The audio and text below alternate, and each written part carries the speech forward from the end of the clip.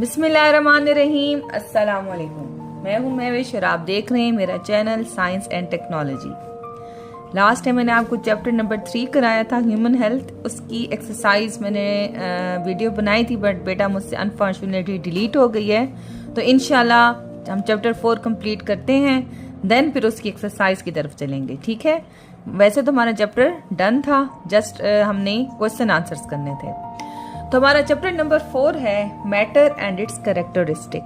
ठीक है बेटा, सिंपल लफ्जों में मैटर हम मादा को कहते हैं, कैरेक्टरिस्टिक मतलब खुसूसियात। ठीक है, मैटर है क्या, इसके बारे में इस चैप्टर में हम ये पढ़ेंगे कि मैटर एक्चुअल में क्या होता है, इसकी क्या खुसूसियात हैं और मेटल्स क्या चीज़ हैं। ठीक है, मेटल्स बनते कैसे हैं और ये सारे चीज़ें इस चैप्टर में हम डिस्कस करेंगे। हमेशा की तरह फर्स्ट 3 क्वेश्चंस हैं। Do you know the names of few metals? क्या आप कुछ मेटल्स के नाम जानते हैं? What is the external appearance of metal? जाहिरी जो अपीयरेंस है, कोई चीज में जो तब्दीली आती है, जो हमें बाहर से तब्दीलियां नजर आती मेटल्स की, वो क्या है? Why does ice float on water? क्यों बर्फ पानी के ऊपर फ्लोट करता है, तैरता है? तो ये सवाल तो अभी आपके माइंड में आ रहे होंगे, बट हमने इस चैप्टर में जब इंशाल्लाह आप लोग पढ़ लेंगे तो इजीली आप ये 3 जो हैं बातों की जो सर्कल्स बनी हुई हैं, इजीली आप जवाब दे सकेंगे। ठीक है, तो हम अपना चैप्टर का आगाज करते हैं।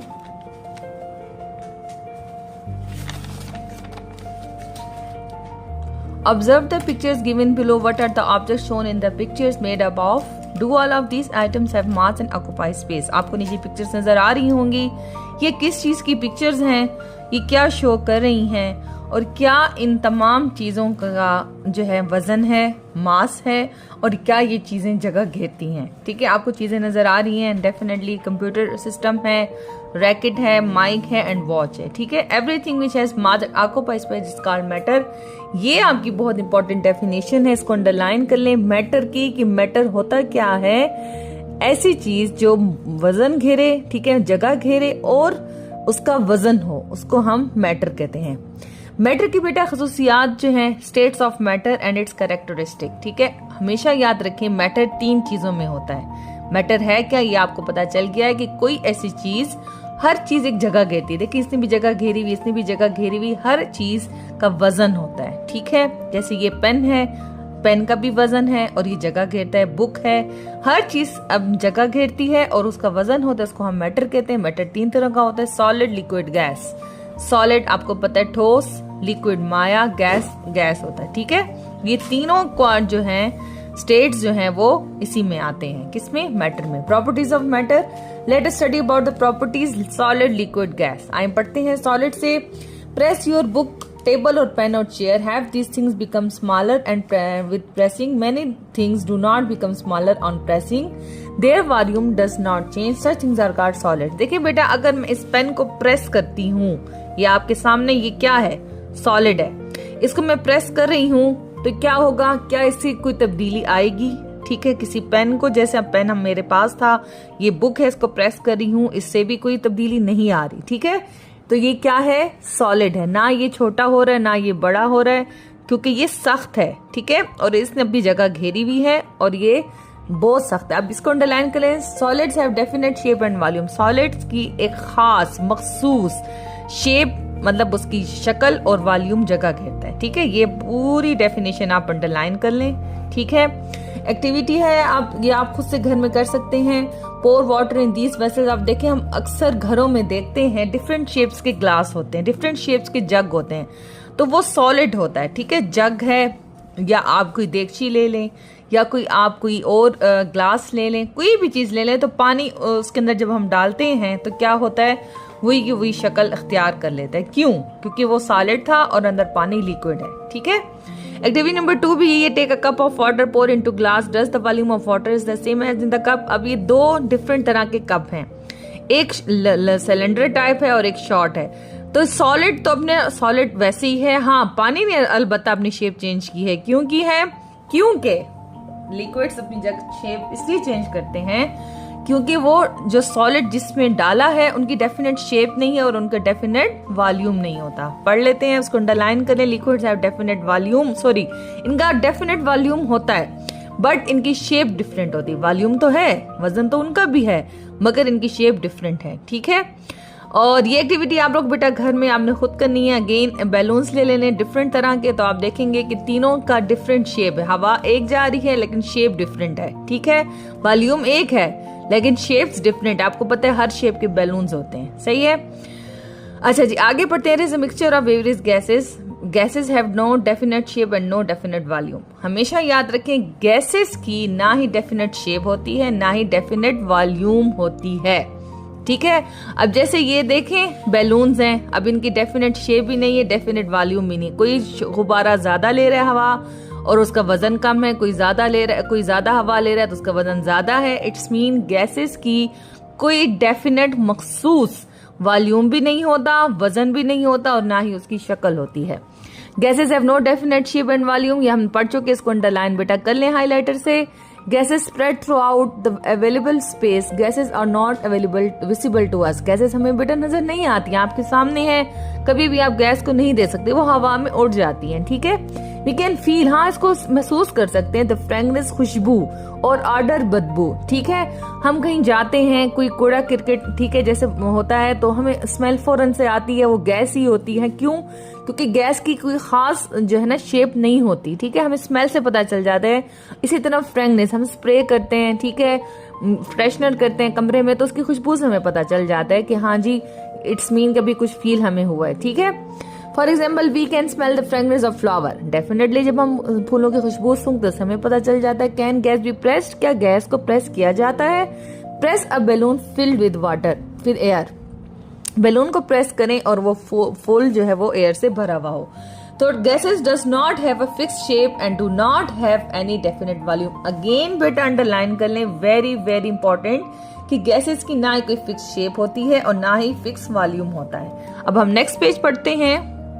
नेक्स्ट पेज है classification of objects on the basis of physical properties. अब हम क्लासिफिकेशन, हम दर्जा बंदी करें ऑब्जेक्ट्स की फिजिकल प्रॉपर्टीज, मतलब जो हमें जाहिरी तौर पर नजर आ रही हैं। ठीक है, objects are classified on the base of their physical properties. These physical properties include, physical properties में जो हमें जाहिरी तौर पर जो खुसूसियात नजर आ रही हूँ क्या होती हैं बेटा? फिर अंडरलाइन कर लें, mass, volume, temperature, ability to conduct heat और इलेक्ट्रिसिटी, एबिलिटी टू फ्लोट और सिंक।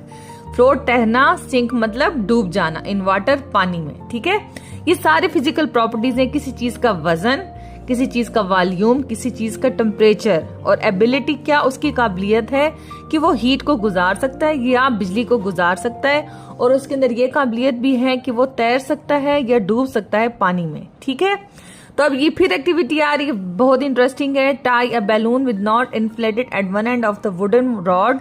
आपने एक रॉड ले लेनी है, उसमें एक को हवा से भर देना है और एक को खाली छोड़ देना है। तो डेफिनेटली क्या होगा? टाई इन्फ्लेटेड बैलून अंदर एंड इसमें जो वजन वाला होगा वो नीचे आ जाएगा और जो हल्का होगा वो ऊपर चला जाएगा। क्यों? क्योंकि उसका एक खास मास है और वॉल्यूम है। ठीक है, quantity of matter in object is called mass. Mass को अंडरलाइन कर लें। मास की डेफिनेशन क्या है? क्वांटिटी, मिकदार, मैटर की मिकदार किसी भी चीज में, ऑब्जेक्ट कहते हैं चीज को, इज कॉल्ड मास। ठीक है, अच्छा जी, फिर अब ये डू यू नो आ रहा है, बहुत इंपॉर्टेंट है बेटा। The mass of matter never changes at any condition. Mass is measured in gram. हमेशा याद रखें वजन को हम हमेशा ग्राम में मेजर करते हैं। 1 किलोग्राम इज इक्वल टू 1000 ग्राम। जी बेटा, इसको अंडरलाइन कर लें कि 1 किलोग्राम में 1000 ग्राम होते हैं।